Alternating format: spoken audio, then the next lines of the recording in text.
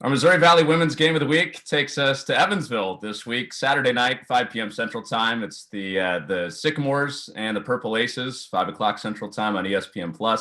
Laura Leonard and I will be there to call it, and we've got the new blood with us in the league, Coach Scherr-Wells for Evansville and Coach Killinger for the Sycamores.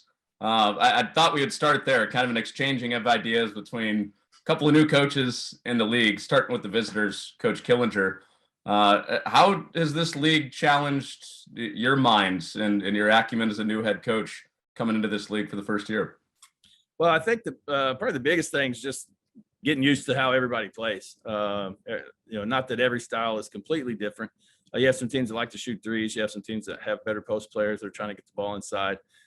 Just different ways that people try to defend you. So really picking up on those kind of things and seeing how it changes even from game to game. Like they may guard one team one way, so you scout it, and then you watch another game and they're guarding it a little bit different. So, obviously the coaches are very good in this league, and there's a lot of talent from a player perspective. And so I think that's been the thing that's been the most interesting to me, because I love the scheming of the game, and the preparation part is something that I really take a lot of pride in. So, when somebody runs something we haven't seen on video and you're like, did we miss that or did they add that?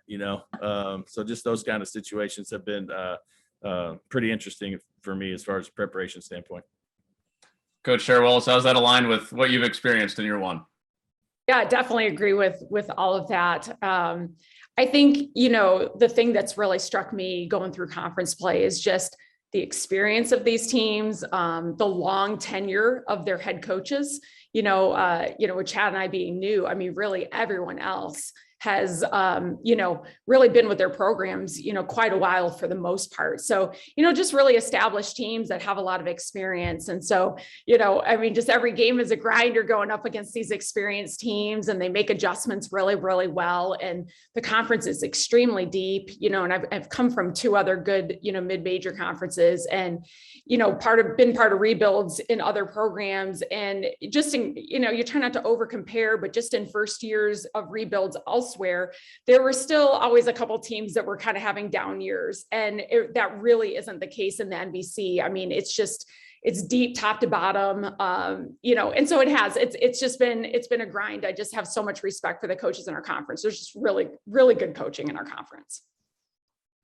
I find myself looking at rosters trying to figure out when people are graduating. Are they listed as like COVID seniors or graduate students? Because some of these players, I hope, are leaving the league soon. I echo that sentiment very much. I think there's a lot of people in the league that feel the same way, and they're looking at rosters and going, are you sure they don't have a seventh year somewhere tucked away? We're going to have to come up with a uniform way of listing people. Well, let's build a little bit upon what you said, Robyn, in building a program. And obviously you've got a lot on your plate right now in season, but what are you guys kind of doing behind the scenes to build these programs back up to the level that you would like to see them? And what are the little things that you have to do other than scout and recruit and game plan? What are you guys doing, Robyn? Yeah, I mean, we talk about as a staff almost every day. It's like, what are the things, the non-negotiables that we want to keep working on every day with our players to build this program going forward, and what do we want it to continue to look like? And that's in practice and off the court, just those standards, the standards of communication, of how you compete every possession, fighting through those, adversity moments, all those. So, I mean, we talk about it every day. It's like, what are, when you're at this point of the season, right, and these games are coming fast and furious, and you've got, X amount of time to scout and all that, like, what are still those non-negotiables that you can't let go every day, right? That you have to make sure this gets in or this gets into a practice in order for us to keep building our culture forward. So it is something that we do talk about a lot. But yeah, for me, it's that it's growing our communication. That's been a little bit of a weakness for our team, on the court, growing our communication. And again, learning to compete no matter what the situation is. We're struggling a little bit. We have kind of like one bad stretch every first half in a game right now. And it's like, and we've been working a lot on, like, in practice, how do we shorten those stretches, right? Teams are always going to go on runs. So how do we shorten those stretches? How do we stay confident through those moments? So, those are some of the things that we've been working on. Chad, your thoughts? Yeah, well, for us, I think a big part of what we're trying to do is just the relationship aspect of everything. I just feel like building that trust within the team has been probably the most important thing. And the kids have done a great job of buying in. But when you run into some tough moments, kind of like Robyn talked about, you get some adversity.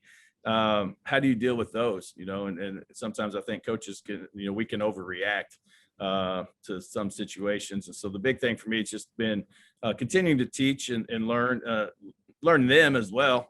We did something in one game that we hadn't done very much as far as a scheme situation goes. And we didn't have a lot of practice to put that in. And when we did it, we didn't do it very well. So, being big enough to in the next day, sit down in front of the team and be like, hey, you know what, that's on us. Cause we thought you guys would be able to handle that.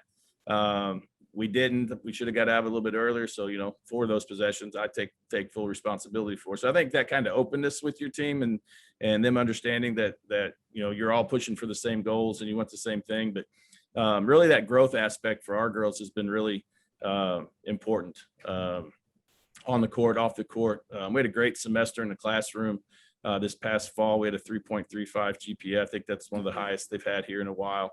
So just kind of helping them learn that balance of basketball is important. We all want to win.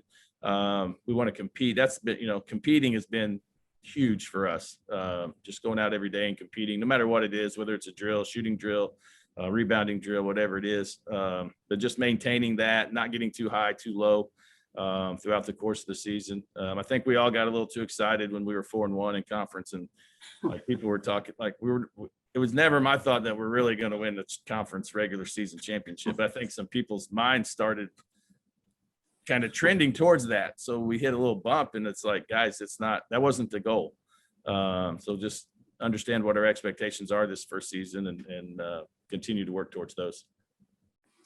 Well, knowing coming into these programs as first year coaches, you knew you had some really quality players to build your program around. So just going to talk a little bit about a couple of them and have you give me the scouting report on them. So Coach Killinger, Deljanae Williams, how has her game evolved since you've gotten there?